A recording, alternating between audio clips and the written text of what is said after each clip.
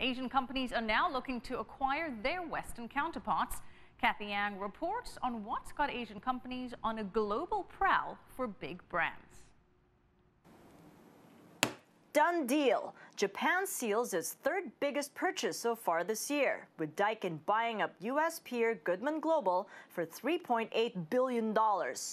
Japan's buying spree is replicated throughout the rest of Asia, where companies are now targeting brand names, not just within the region, but across the U.S. and Europe.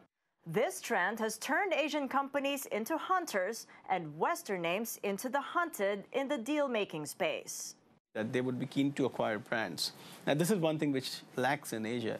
I mean, you've got a massive production base. You are the biggest exporter in the world, but you don't have as many brands. Daikin's purchase is the latest in a slew of such deals. Japan, following on China's footsteps, scouting aggressively for marquee U.S. brands, much like Haier and TCL did. It's the same strategy Lenovo implemented in 2005 when it bought IBM's PC business. India followed next in 2006 when Tata Steel acquired Chorus and Tata Motors secured Jaguar Land Rover 2 years later.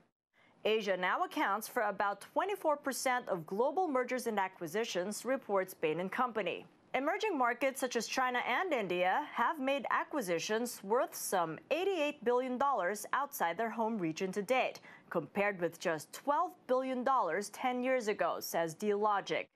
So how did the tables turn? There's a wellspring of factors. Asian companies have grown in size, have got strong cash flows, and enjoy better financing conditions than their Western peers, at a time companies in Europe and the US are bearing the brunt of the global economic slowdown.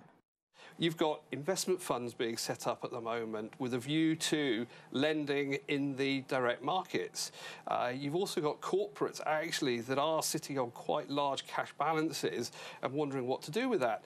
Asia's share of outbound M&A has doubled in the last 10 years, but it's still a ways off, dominating the global deal-making pie. With Asia now in the driver's seat on M&A deals, big brand names in the West are left to wonder who among them will be bought up next.